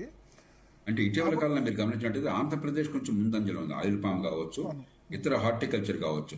ఎస్. మీకు తెలుసో లేదో, తెలంగాణతో పోలిస్తే ఆంధ్రప్రదేశ్లో వరి ఉత్పత్తి 3వ వంతే ఉంది. ఎస్. మామూలుగా అన్నపూర్ణ అనేవాడు ఆంధ్రప్రదేశ్ని. అవును. ఆంధ్రప్రదేశ్ రైతులు గత 10-15 ఏళ్ళుగా కొంచెం ముందు చూపుతో ఎస్. ఈ వరి ఎదుగుబోదులైన వ్యవసాయం అని చెప్పని పళ్ళ తోటలకి, ఆయిల్ పామ్కి వెళ్ళిపోతున్నారు. ఓకే. ఆయిల్ పామ్ వగైరా గణనీయంగా పెరిగినాయి, ఎస్. వరి గణనీయంగా తగ్గిపోయింది. తెలంగాణలో వరి గణనీయంగా పెరిగిపోయింది, దాదాపు 3 రెట్లు పెరిగింది గత 10-15 ఏళ్ళు. ఇది మంచి అవసరం, పరిణామం. తెలంగాణకు అవసరం ఉన్న దానికంటే 7-8 రెట్లు ఎక్కువ పండిస్తున్నారు. మనకేమిటంటే మెట్ట ప్రాంతాలు గతంలో ఉన్నాయి కాబట్టి వరి చాలా గొప్పదన్న భావాన్ని మనం ప్రజల మనసులో కలగజేశాం. కాబట్టి ఇరిగేషన్ వచ్చిన ప్రతి ఎకరం కూడా ఉచిత విద్యుత్ ఇచ్చి, మీరు బోరు వల్ల బాగా నీళ్లు వస్తే విలువైన నీళ్ళని వరి కోసం వాడుతున్నాం. అక్కడ ఫ్రీ పవర్ అయిపోయింది. రెండో పక్కన వరి డిమాండ్ లేకపోయినా కూడా ఎంఎస్పీ విపరీతంగా మార్కెట్ రేట్ కంటే ఎక్కువ పెంచేసి మన పన్నుల డబ్బుతో బలవంతంగా కొని దాన్ని ఊరికే అటు ఇటు పంపుతున్నాం. అక్కడ వాళ్ళంతా కూడా మళ్ళీ కొనుక్కొని గడుసైన వాళ్ళు ప్రభుత్వానికి నష్టం చేకూర్చి దాని నుంచి లాభాలు పొందుతున్నారు. కాబట్టి అన్ని రకాలుగా ప్రభుత్వం నష్టపోతుంది, మన పన్ను డబ్బులు వృధా అవుతున్నాయి, రైతులకు పెద్ద లాభం చేకూరట్లా. కాబట్టి దాని ప్రత్యామ్నాయంగా ఓ పక్కన ఆయిల్ పాము, పళ్ళ తోటలు, రెండో పక్కన ఇంధనం వచ్చేటువంటి పంటలు, మంచి ఇంధనం వచ్చింది అనుకున్న ఉదాహరణకి మీకు దాదాపు ఎకరాకి 90,000 లక్ష రూపాయల దాకా మీరు సరుకు అమ్ముకోవచ్చు. పంటకు వేయడానికి బాగా ఖర్చు అయితే 20,000 ఖర్చు అవుతుంది అంతే. ఇదే నీళ్లు సరిపోతాయి. సార్, ఇథనాల్ బ్లెండింగ్ అన్నది సక్సెసా ఫెయిల్యూరా? ఇథనాల్ బ్లెండింగ్ వల్ల వాహనాలు పనిచేయట్లేదని అంటున్నారు, పెట్రోల్లో ఇథనాల్ సంబంధించి. పెట్రోల్ వాహనం పనిచేయకపోవడం అన్న సమస్య లేదు. డీజిల్ విషయంలో కొన్ని సందేహాలు వస్తున్నాయి, అవి కూడా నివృత్తి చేస్తున్నారు. దానికి టెక్నాలజీ ఉన్నది. వాటి ప్రధానికి ఎక్కడ ఇథనాల్ ఫ్యాక్టరీ వచ్చినా గొడవలు జరుగుతున్నాయి, పెట్టనివ్వట్లేదు చాలా చోట్ల ఇథనాల్ ఫ్యాక్టరీలు. అందుకనే మన దేశ ప్రయోజనాలు, ఒక పక్కన కాలుష్యం, మరో పక్కన విదేశీ మారక ద్రవ్యం, మరో పక్కన మన రైతులకు ఆదాయం, ఇవన్నీ దృష్టిలో పెట్టుకుని మనం ఆలోచించాలి. కానీ పెద్దానికి ఎడ్డి వంటి తెడ్డం అన్నట్టయితే దేశం ఎదుగుబోదు లేకుండా అట్లా ఉంది. రైతులను కన్విన్స్ చేయడం ఎట్లా? వరి గురించి అయినా వేరే వాటికి తెలంగాణలో అయితే వరి, పత్తి రెండే. అసలు పప్పు ధాన్యాలు, కూరగాయలు చాలా వరకు తగ్గిపోయినాయి. ఇది రైతుల తప్పు కాదు, ప్రభుత్వం ఒక పక్క నేపియర్ గ్రాస్ సప్లై చేయాలి. మోర్ ఇంపార్టెంట్, కాంట్రాక్ట్ ఫార్మింగ్ పెట్టి గ్యారంటీగా కనీస ధరకి ఏడాదికి 90,000 లక్ష రూపాయల ఆదాయం వచ్చేట్టుగా కొన్ని ఏర్పాట్లు కావాలి. ఆ ఫ్యాక్టరీలు పెట్టాలి. పామాయిల్ ఉందనుకోండి, పామాయిల్ ఫ్యాక్టరీ లేకుండా మీరు పామాయిల్ పెడితే ఆయిల్ పామ్ పెడితే ఆయిల్ పామ్ కొనేవాడు. ఆ ఫ్యాక్టరీలు పెట్టించే బాధ్యత ప్రభుత్వం అంది, ప్రైవేట్ సంఘటనతో పెట్టించాలా. ఆ సమన్వయం చేసే బాధ్యత ప్రభుత్వం అంది. అది చేయట్లా. అది చేయకుండా రైతు మీద వదిలేస్తే రైతు ఎట్లా పెడతారు? సిద్దిపేటలో, నర్మెట్టలో ఆయిల్ పామ్ ఫ్యాక్టరీ పెట్టారు, అట్లా పెడుతున్నారు కొత్తగా. ఒకటి వస్తుంది నేను చెప్పేది. అదే రకంగా ఈ నేపియర్ గ్రాస్ కూడా, బయోఫ్యూల్ కూడా మీరు ఫ్యాక్టరీలు పెట్టాలి. అది పెట్టినట్టయితే నమ్మదగిన రీతిలో కాంట్రాక్ట్ ఫార్మింగ్ ఉన్నట్టయితే, గ్యారంటీగా రేట్ వచ్చే భరోసా ప్రభుత్వం వచ్చి పెట్టినట్టయితే అప్పుడు ఇవన్నీ జరుగుతాయి. జరగకుండా రైతుల మీద నిలబెట్టడం ధర్మం కాదు. ఇప్పుడు విదేశాలకు వెళ్ళొద్దు అంటే ప్రధానమంత్రి పోతున్నారు కదా, యుఏఈ పోయినారు, ఇంకా నెక్స్ట్ ఇప్పుడు 3-4 దేశాల టూర్లు ఉన్నాయి, ఆయన మాత్రం ఎందుకు పోతున్నారని సోషల్ మీడియాలో ట్రోల్ చేస్తున్నారు. ఇవన్నీ దుష్ట మాటలండి. మనం అంతా ఎబితండవాదనలు చేస్తున్నాం. ప్రధానమంత్రి పని మీద పోతున్నారు, విహారయాత్రకు పోవట్లేదు. ఒక దేశ ప్రధానమంత్రి 145 కోట్ల జనాభా ఉన్న దేశ ప్రధానమంత్రి, ప్రపంచంలో 18% జనాభా ఉన్న అతిపెద్ద దేశ ప్రధానమంత్రి, ఇతర ప్రపంచంతో సంబంధాలే ఉండవా? ఖర్చు తగ్గించండి అయ్యా, దుబారా ఖర్చు తగ్గించండి అని చెప్పంటే ప్రధానికి విపరీతార్థాలు తీసి ఎడ్డి వంటి తెడ్డి అని చెప్పంటే అర్థం అంతా మనకి ఇంగిత జ్ఞానం లేకుండా మాట్లాడితే ఎట్లా మనం? సో ఈ కాన్వాయ్ల వాహనాలు తగ్గించడం ఇవన్నీ ఖచ్చితంగా వస్తుంది. ఒక సంకేతాన్ని ఇవ్వటం. ఎంత పొదుపు చేస్తున్నాం అని కాదు. వాజ్పేయి గారు గతంలో ఆయుర్ సంక్షేమం వచ్చినప్పుడు జక్కా మీద పార్లమెంట్కి వెళ్ళాడు. దానివల్ల ఎందుకు అంత పొదుపు అంటే ఒక సంకేతాన్ని నాయకత్వం ఇస్తుంది. అరే పొదుపడతాను మీకు చెప్పడం కాదు, మేము కూడా పాటిస్తున్నాం అని. మీరు పాటించకుండా మాకు చెప్తే ఎట్లాగా? ఓకే. సో దీనివల్ల ప్రజలు ఎంత మేరకు ఈ పిలుపుకు రెస్పాండ్ అయ్యే అవకాశం ఉంది మీ ఉద్దేశంలో? ఇప్పుడు మిగతా చర్యలు కూడా చేపట్టినట్టయితే, నేను చెప్పాను కదా, ఒకటి మనం పొదుపడతను పాటించడం, కానీ దాంతోపాటు ప్రైస్ సిగ్నల్ ఉండాలి. మీరు డీజిల్ ఆయిల్ ధరలు పెంచకుండా మీరు వినియోగాన్ని తగ్గించండి చెప్పంటే చాలా. మరి పెంచితే రేటు పెంచితే వ్యతిరేకత వస్తుంది ఉంటుంది. మరి అదేగా ప్రజాస్వామ్యంలో ప్రభుత్వం అందుకే కష్టం. ఇప్పుడు నాలాంటి వాళ్ళని తొందరపడి ఎందుకు ప్రభుత్వాన్ని ఎందుకు తిట్టం? చాలా మంది నోటుకు చూడు అమ్మబూతులు తిడతారు ప్రభుత్వాలని, పార్టీలను. ముందు చూపు లేకుండా ఎంత కష్టమో పరిపాలన అందరినీ సమానం చేయడం కష్టమో తెలియకుండా. అందుకే కొంచెం సంయమనాన్ని పాటించాలి మనం విమర్శించేప్పుడు కూడా. పరిపాలన చేయడం ఆషామాషి కాదు. సో అమెరికాలో లాగా ఫ్రీగా పాము కోపం. మార్కెట్ కి అనుగుణంగా వదిలేస్తేనే తగ్గిస్తారు కన్జంప్షన్ కూడా. దీర్ఘకాలంలో అది సరైన పరిష్కారం. కానీ మన కానీ రాజకీయాలు అది దాని గురించి అట్లా అనుకుంటాం చేయడం కాబట్టి వల్ల అన్ని ధరలు కూడా పెరుగుతాయి కదా. ఇప్పుడు నిత్యావసర వస్తువుల ధరలు పెరుగుతాయి. అది ఇప్పుడు ఆ, మీరు మాట్లాడిన దానిలోనే మీకు పక్కనేమో జరగాలని కోరిక కనిపిస్తుంది, మరో పక్కన ఆవేదన కనిపిస్తుంది. అవగాహన పోవగాలు అంటే ఎట్లాగా? అంటే నేను ఐఎమ్ పాపులిస్టిక్ మెజర్స్ కు ఐఎమ్ ఫుల్ వ్యతిరేకం. ఓపెన్ గా చెప్తున్నా, ఫ్రీ బీస్ కు వ్యతిరేకం, మనం పాపులిస్టిక్ మెజర్స్ వ్యతిరేకం. ఇప్పుడు ఒక కుటుంబంగానే ఒక దేశంగానే సంక్షోభంలో ఉంది. ఏ నొప్పి లేకుండా అంత పర్ఫెక్ట్ గా ఉండాలంటే భవిష్యత్తు ఎట్లా బాగుపడుతుంది? సంక్షోభం 12 సంవత్సరాల పరిపాలన తర్వాత గుర్తుకొచ్చిందా? ఇప్పుడు చెప్తున్నారు సంక్షోభం అని అంటే ఎట్లా? ఈ సంక్షోభం ఈవేళ పరిస్థితులలో వచ్చింది. మీరు ప్రభుత్వం ఏ పార్టీ అయినా కావచ్చు, గత 12 ఏళ్లుగా జాతీయ స్థాయిలో ప్రభుత్వం ఆర్థిక క్రమశిక్షణ విషయంలో నంబర్ 1. అది ఏ ఆర్థికవేత్త దాన్ని కాదన్నాడు. బడ్జెట్లో మీకు ఫిస్కల్ డెఫిసిట్ చూడండి, పెట్టుబడుల కోసం పెట్టే ఖర్చులు చూడండి, ఖాయలపడ్డ బ్యాంకుల్ని పునరుద్ధరించి లాభాల బాటను తీసుకొచ్చే మార్గాన్ని చూడండి.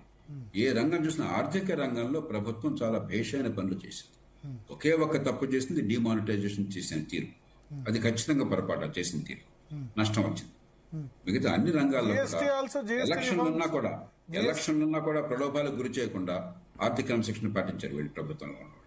కాబట్టి ఈ మాటలకు ఆధారం లేదు. 12 ఏళ్ల వల్ల రాలా ఈ సమస్య. ఈవేళ ప్రపంచం మొత్తానికి ఈ సమస్య. అమెరికాకు లొంగిపోవడం వల్ల వచ్చింది అంటారు, ట్రంప్ కు లొంగిపోవడం వల్ల ఇది వచ్చింది అంటారు. చెప్పాను కదా, ఇవన్నీ పక్కన పెట్టండి. దానికి ఏమి లొంగిపోయాం మనం? ఎక్కడ లొంగిపోయాం అంటే రోజు బూతులు తిడితే అది బస్తీ మీద సవాలని చెప్పి రౌడ్లో ప్రవర్తిస్తే గొప్ప విషయమా? మన అంటే రష్యన్ ప్రయోజనాలను ఆయిల్ కాపాడుకోవాలి. విషయంలో మనం కాంప్రమైజ్ అయ్యాం. రష్యన్ ఆయిల్ కంటిన్యూ చేస్తుంటే బాగుండేది, మధ్యలో ఆపేసాం.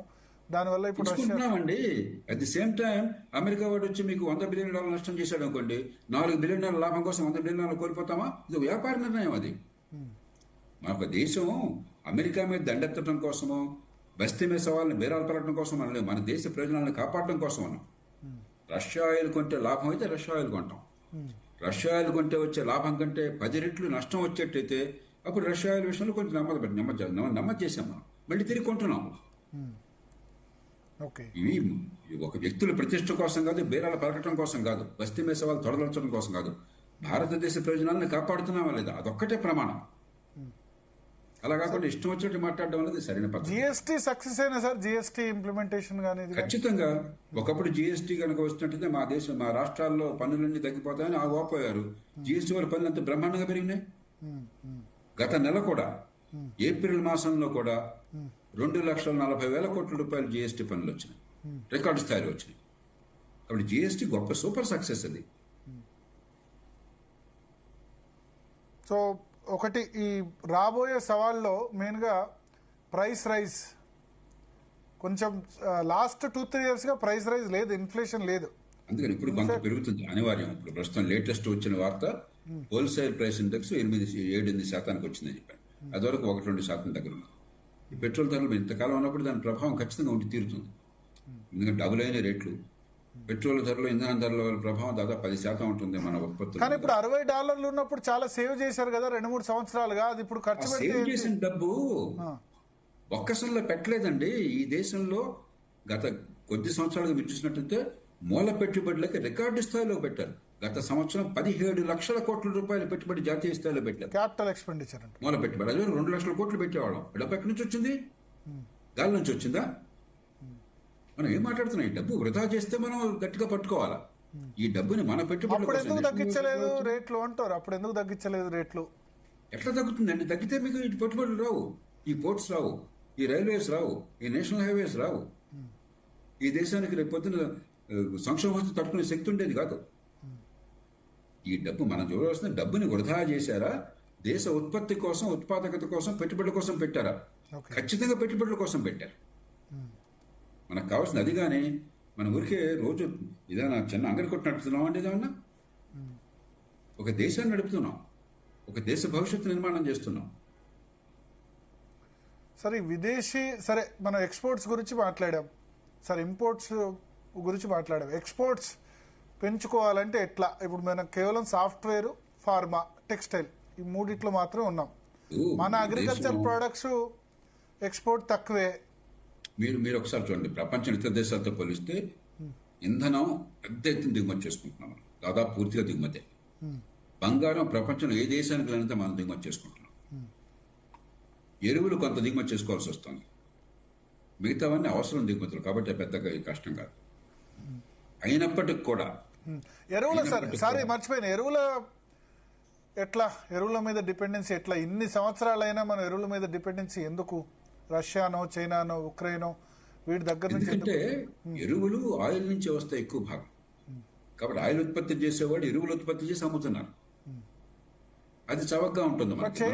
చైనా చేస్తున్నారు కదా, చైనా పెద్ద ఎత్తున వాళ్ళు కూడా చేయగలుగుతున్నారు కదా. ఇప్పుడు చైనా అన్ని పరిశ్రమల్లో నంబర్ 1 అంటే ప్రపంచంలో ఇవాళ. అది అమెరికా కావచ్చు, భారత్ కావచ్చు, రష్యా, ఏ దేశం చైనాకి తీటుగా లేదు. కాబట్టి చైనా డిఫరెంట్ క్లాస్. కానీ చైనా నిర్ణయాలు మీరు తీసుకుంటారా? ఇక్కడ తీసుకొని ఇస్తున్నారా? చైనాలో రేపటి నుంచి ఎలక్ట్రిక్ కార్స్ తప్ప ఇంకోటి లేదంటే అయిపోయింది. That's end of story. మన దేశంలో 100 కోట్ల స్టైల్ తీసుకొస్తాం మనం. ఏ ప్రభుత్వాన్ని పట్టయం మనం చావగొడుతున్నాం. చైనాలో ఒక హేతుబద్ధ నిర్ణయం తీసుకుంటారు. తాత్కాలికంగా ప్రజలు తృప్తిపరచాల్సిన అవసరం లేదు. ప్రతిదానికి అనవసరంగా సరైన నిర్ణయం చేస్తే వెనకాల ఎలక్షన్స్ లేవు. మెయిన్ గా ప్రతి 5 సంవత్సరాలకు, ప్రతి 6 నెలలకు, సంవత్సరంకు రాష్ట్రాల ఎలక్షన్స్ లేవు. 5 సంవత్సరాలకు పార్లమెంట్ ఎలక్షన్ కూడా లేదు. కాబట్టి దాన్ని బ్యాలెన్స్ చేయాలి. ఒక దృఢమైన నిర్ణయాలు తీసుకోవాలి, ప్రజలందరినీ కలుపుకుపోవాలి. అద్భుతమైన ప్రగతి సాధించింది, దాని అనుమానం లేదు. చైనాను మనం వాళ్ళతో మన గొడవలు ఉన్నా కూడా చైనా అద్భుత ప్రగతి సాధించింది. చైనా నుంచి పాఠాలు నేర్చుకోవాలా? అది నేర్చుకోవట్లా. చైనాలో నేను చాలా కాలం క్రితం చైనా మాజీ విదేశాంగ మంత్రితో మాట్లాడితే నేను నవ్వుతాను. మా దేశంలో లెఫ్టిస్టులు చావగొట్టేస్తున్నారు, ప్రతిదానికని మీ దేశానికి తీసుకొచ్చి ఒకసారి ట్రైనింగ్ ఇవ్వచ్చు కదా నవ్వుతూ నాతో అన్నాడు. చైనాలో కమ్యూనిస్ట్ పార్టీ కేవలం దేశ సుస్థిరత కోసం, దేశంలో పబ్లిక్ ఆర్డర్ అండ్ స్టెబిలిటీ, శాంతి భద్రతల కోసం అని తప్ప ఆర్థిక నిర్ణయాల కోసం కాదు. మీ దేశంలో కమ్యూనిస్టులు అది అర్థం చేసుకోకపోతే మీ దేశం చాలా నష్టపోతుంది అన్నాడు. మనకి ఇప్పటికి కూడా ఇంకా పబ్లిక్ సెక్టర్ కావాలంటాం, ఇంకా వైజాగ్ స్టీల్ ప్లాంట్ గురించి మాట్లాడతాం, ఇంకా ప్రైవేటైజేషన్ వద్దని చెప్పంటాం. పిచ్చి పిచ్చిగా మాట్లాడుతున్నాం మనం. మరి దేశం నష్టపోదు. ప్రైవేటైజేషన్ జరగాలి. వైజాగ్ స్టీల్ ప్లాంట్ జరుగుతూనే అసలు ప్రభుత్వం పని ప్రభుత్వాన్ని గట్టిగా చేయాలంటే గుర్రం పని గుర్రం చేయాలి, గాడిద పని గాడి చేయాలి. ప్రభుత్వం పని ప్రభుత్వం చేయకుండా అనవసర పనులన్నీ వాళ్ళు పెట్టుకుని దాన్ని నాశనం చేస్తున్నారు. ప్రైవేట్ పని జరగకుండా ప్రజలను అడ్డుకుంటున్నారు. అంటే ప్రభుత్వం పని వ్యాపారం చేయడం కాదు, ప్రభుత్వం పని ఉమ్మడి సౌకర్యాలు అందించడం, ప్రభుత్వం పని మూల పెట్టుబడులు పెట్టడం, ప్రభుత్వం పని శాంతి భద్రతలను కాపాడటం, చట్టబద్ధ పనులు ఏర్పాటు చేయడం, మౌలిక సదుపాయాలు, మౌలిక సౌకర్యాలు, మంచినీళ్ళు అందో. నేను ముఖ్యమంత్రి నివాస కార్యాలయాన్ని దగ్గర 100 మీటర్ల దూరంలో ఉన్నాను. రోజు మంచినీళ్ళు సంక్షోభం మా ఇంట్లో. ఇక్కడ ఈ మధ్యకాలంలో మొట్టమొదటిసారిగా చాలా కాలం తర్వాత కరెంటు కూడా గందరగోళం అవుతుంది. డిమాండ్ పెరిగింది కాబట్టి నేను అర్థం చేసుకోగలను. సడన్గా సమ్మర్ కాబట్టి అరే మౌలిక సదుపాయాలు, వర్షం వస్తే వరదలు వస్తున్నాయి. ఎంత వచ్చినా కూడా ఒక వర్షం వస్తే వరదలు వచ్చేస్తే మనకి ప్రభుత్వం చేయాల్సిన పనులన్నీ పక్కన పెట్టారు. ట్రాఫిక్ చూడండి హైదరాబాద్ ఎంత అసహ్యంగా ఉందో. మీరు చేయాల్సిన పని మీరు చేయక ఇంకోటి పని మీరు వేలు పెట్టడం ఎందుకండి? వాడిని చేయకుండా ఆపడం ఎందుకండి? ఇది సరే, ఎరువులకు సంబంధించి ఇప్పుడు యూసేజ్ చాలా ఎక్కువ ఉంటుంది. నానో యూరియా ఇవేం చెప్పినా సరే యూరియా అవసరం ఉన్న దానికంటే కూడా చాలా ఎక్కువ ఉంది. అట్లానే సేంద్రియ వ్యవసాయం చేయమని ప్రధానమంత్రి చెప్పారు. కానీ సేంద్రియ వ్యవసాయం చేస్తే శ్రీలంక పరిస్థితి ఏ విధంగా అయిందో చూసాం మనం. అందుకని ఇది అవలంబనం కాదు, అతి సర్వత్రా వర్జేది. శ్రీలంక మూర్ఖంగా రసాయన ఎరువులు వద్దన్నారు. అది మూర్ఖుల పరిపాలన. రసాయన ఎరువులు కావాలా, సేంద్రియ ఎరువులు కావాలా. ఉదాహరణ ఇందాక చెప్పాను, నేపియర్ గ్రాస్ నుంచి ఎల్పిజి తీయచ్చు, ఎల్పిజి బదులు కంప్రెస్డ్ బయోగ్యాస్ తీయచ్చు. దాన్ని వచ్చేసినట్టయితే లక్షల టన్నుల సేంద్రియ ఎరువులు వస్తాయి. దాన్ని 80% కెమికల్ ఫెర్టిలైజర్ వేద్దాం, 20% సేంద్రియ ఎరువులు వేద్దాం. అట్లా చేయాలి. కానీ లేడీకి లేచిందే పెరుగని చెప్పి అన్ని ఆపేద్దాం అని చెప్పంటే మొత్తం నాశనం అయిపోతుంది. రసాయన ఎరువులు లేకుండా వ్యవసాయంలో ఉత్పత్తి అసాధ్యం. అలాగే రసాయన ఎరువులు మీరు అన్నట్టుగా యూరియా లాంటివి అనవసరంగా ఏపుగా పెరుగుతుందని వస్తే దానివల్ల ప్రయోజనం కంటే నష్టం ఎక్కువ. సేంద్రియ ఎరువులు లేకుండా ఉంటే కాలక్రమేణా భూమి క్షీణించిపోతుంది. కాబట్టి సమతూకం కావాలి, బ్యాలెన్స్ చేయాలి. కానీ అతి సర్వత్రా వర్జేయదు. అసలు రసాయన ఎరువులు వద్దని చెప్పన్న వాళ్ళకి శాస్త్రం తెలిసిన వాళ్ళు ఆ మాట అన్నారు. సో ఇప్పుడు రిఫార్మ్స్ సరే వైజాగ్ స్టీల్ ప్లాంట్ లాంటి పక్కన పెడితే బ్యాంకింగ్ రిఫార్మ్స్ అయితే బాగా జరిగాయి. పెద్ద బ్యాంకుల అన్ని చిన్న బ్యాంకులన్నీ కలిపి పెద్ద బ్యాంకులుగా చేశారు. స్టేట్ బ్యాంక్ ఆఫ్ ఇండియా ముఖ్యంగా జరిగింది ఏంటంటే భరత్, 2015 ప్రాంతాల్లో ఈ ప్రభుత్వం వచ్చిన కొత్తలో ఏడాదికి 1,00,000 కోట్ల రూపాయలు జాతీయ బ్యాంకులు నష్టపోతున్నాయి ఏడాదికి.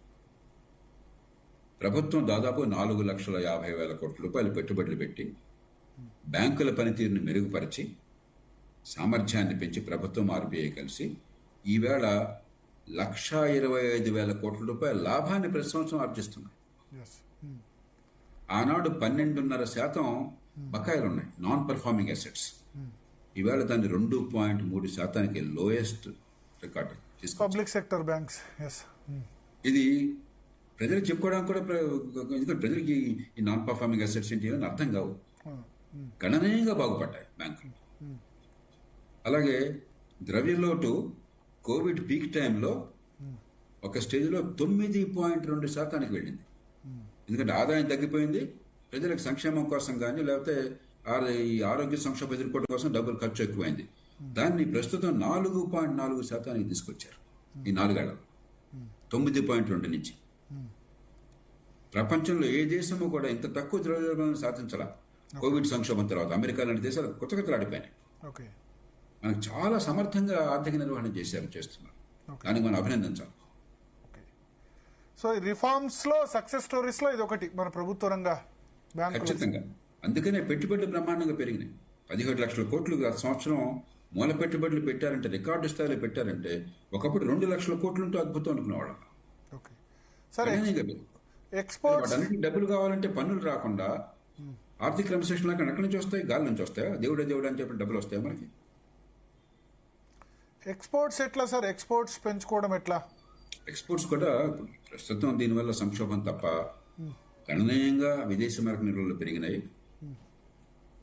ఎక్స్పోర్ట్స్ కూడా పెరగడానికి రంగం సిద్ధమవుతోంది. కానీ ఖచ్చితంగా ఒక 10 ఏళ్ల పాటు సెక్టార్ లో మనకు అవకాశం ఉంది. మన ఆర్టిఫిషియల్ ఇంటెలిజెన్స్ లో వెనకబడ్డాం, చిప్స్ తయారీలో వెనకబడ్డాం. నిరాశ పడద్దు, దానిలో కూడా స్టెప్స్ వేయాలి. ఊరికే వెనకబడ్డాం, అన్యాయంగా ఉన్నాం, కరెక్టే. ఏం చేయాలో చెప్పండి, ఫలానా పని చేద్దామని చెప్పండి, చేయకపోతే నిందించండి.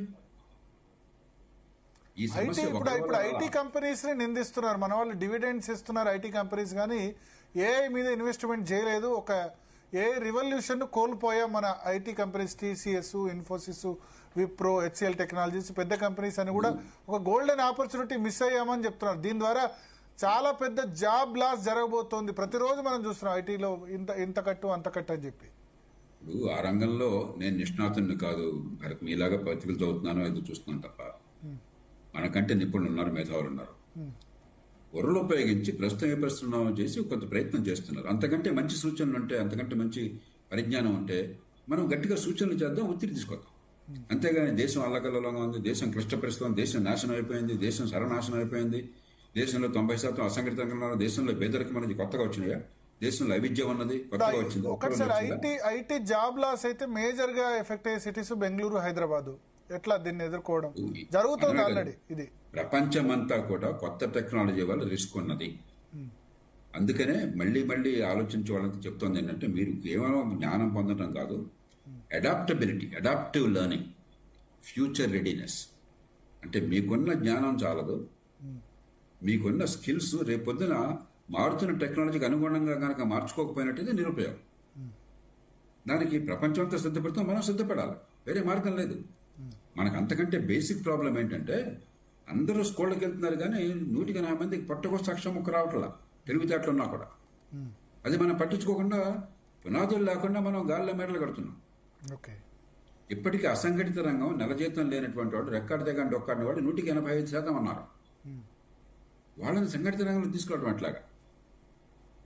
అంచేత భారతదేశంలో చాలా ప్రపంచ స్థాయిలో అతిపెద్ద సమస్యలు, అతిపెద్ద దేశం, చాలా పేద దేశం. కానీ సమస్యల వర్ణన కాదు కావాల్సింది, మనకి నిర్దిష్టమైన పరిష్కారాలు కావాలి, ఆచరణ సాధ్యమైన పరిష్కారాలు కావాలి. దాని దిశగా కొన్ని రంగాలు 1991 నుంచి కొన్ని అడుగులు వేసాం, కొన్ని ఇంకా అడుగులు వేల, మరికొన్ని వేయాల్సి ఉంది. నేను ఉదాహరణకి ఇవాళ చర్చలో మనం కొన్ని మాట్లాడుకున్నాం, కొన్ని అడుగులు వేయాల్సినవి, ఏది సాధ్యమని చెప్పని అవన్నీ వేయాలి. మరికొన్ని అడుగులు మనకంటే ఆలోచన ఉన్నవాళ్ళు, మనకంటే తెలివి ఉన్నవాళ్ళు, మనకంటే అనుభవం ఉన్నవాళ్ళు చెప్తారు, వినాలా, ఆలోచించాలా, దాన్ని మనకు అన్వయించాలా, మన పరిస్థితిని బట్టి మనం అమలు చేయాలా. అంతే తప్ప దీనికి మ్యాజిక్ లేదు. దీనికేమో మనం అరిస్తే వచ్చేది కాదు, నినాదాలు ఇస్తే వచ్చేది కాదు, బూతులు తిరిగితే వచ్చేది కాదు. ఓకే. సో ఎక్స్పోర్ట్స్ ఇంకెక్కడ ఆపర్చునిటీస్ ఉన్నాయి సార్? ఫార్మా సంబంధించి అయితే బాగానే మన వాళ్ళు క్యాప్చర్ చేసుకున్నారు, టెక్స్టైల్ బాగానే ఉంది. మనం ఒక చిన్న ఉదాహరణ ఇస్తాను. మనకి లేబర్ ఇంటెన్సివ్ ఇండస్ట్రీస్ విషయంలో మన మూర్ఖత్వం వల్ల, పిచ్చి విధానాలు, పిచ్చి చట్టాల వల్ల మన అవకాశాన్ని కోల్పోయాం. ఉదాహరణకి భారతదేశము, చైనా సమానంగా ప్రతిని ఉత్పత్తి చేస్తాయి. అంత సంపన్న దేశమైనా కూడా ఇటీవల దాకా చైనా $300 బిలియన్ కేవలం బట్టల తయారీలో, వస్త్రాలలో ఎగుమతులు సాధించింది. మనం $40 బిలియన్ 8వ వంతులో ఉన్నాం. చైనా కంటే పేద దేశం, చైనా కంటే చాలా ఎక్కువగా మరి అసంఘటిత రంగంలో ఉన్న కార్మికులు ఉన్నారు, తక్కువ ఖరీదుతో మనకు పనిచేసే మనుషులు ఉన్నారు. మన పిచ్చి లేబర్ లాస్ పెట్టి, అవినీతి వ్యవస్థను పెట్టి, అన్ని చోట్ల అడ్డు పెట్టి ఈ $300 బిలియన్ మనకు రాకుండా చేసుకున్నాం.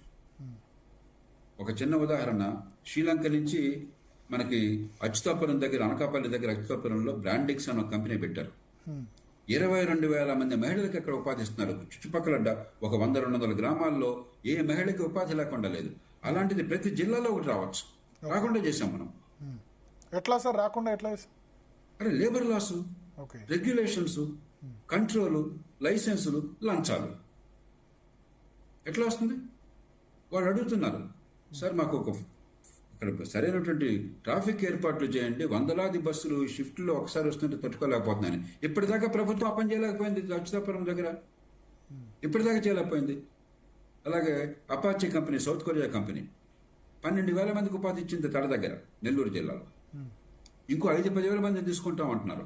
చిన్న కోరిక కోరుతున్నారు, ఏమంటే ఇక్కడ ఎంప్లాయీస్ ఎక్కువయ్యారు, చిన్న చిన్న తగాదాలు వస్తున్నాయి, ఒక పోలీస్ అవుట్ పోస్ట్ పెట్టండి. అది ప్రభుత్వం పట్టించుకోలేదు. వీళ్ళందరికీ హాస్పిటల్ కడతామంటే చిన్న భూమి ఇప్పించండి అంటున్నారు. ఎంతవరకు ప్రభుత్వం పట్టించుకోలేదు. మనం చేయాల్సింది ఏమవుతుంది? కొత్త ఇండస్ట్రీస్ ఓకే, కానీ ఎగ్జిస్టింగ్ ఇండస్ట్రీస్ కి ఇంకా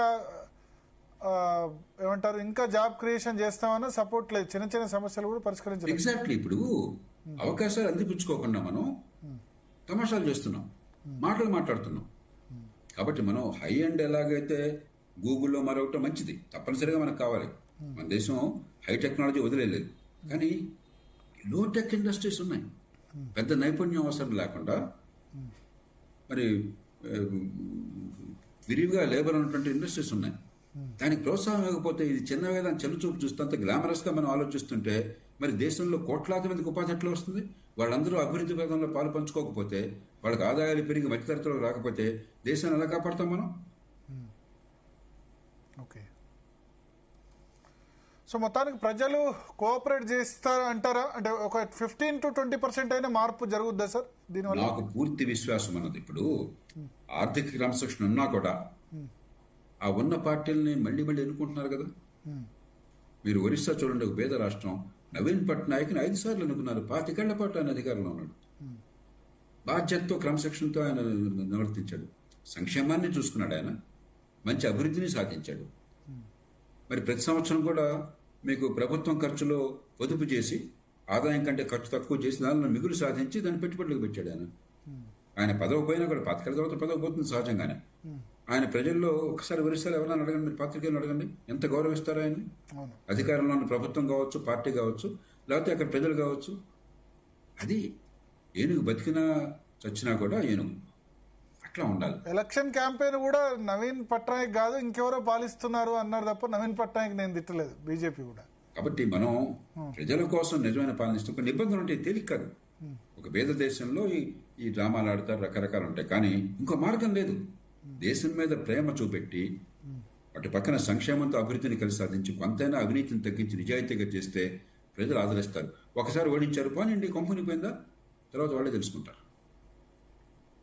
థ్యాంక్ యూ జేపీ గారు, జీ తెలుగు న్యూస్ కోసం మీ అమూల్యమైన సమయం కేటాయించినందుకు. సో మొత్తానికి చూద్దాం, ప్రధానమంత్రి ఇచ్చిన పిలుపులు ఏవైతే ఉన్నాయో అవి డెఫినెట్గా నీడ్ ఆఫ్ ది అవర్ అని జయప్రకాష్ నారాయణ చెప్తున్నారు. ఖచ్చితంగా ప్రజలు పాటిస్తారన్న నమ్మకం ఉంది. పాపులిజం అంటే జనాకర్షణ పథకాలే ముఖ్యం కాదు, బట్ అదే సమయంలో ఈ రిఫార్మ్స్ ఏవైతే ఉన్నాయో అవి నీడ్ ఆఫ్ ది అవర్, ఖచ్చితంగా ఈ సమయంలో చేయాల్సినవే.